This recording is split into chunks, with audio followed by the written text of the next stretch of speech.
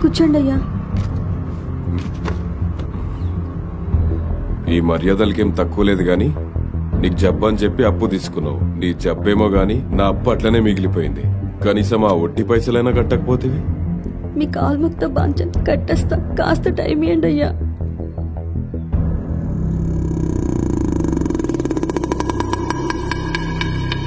ఒక్క నిమిషం. సరే అయ్యా.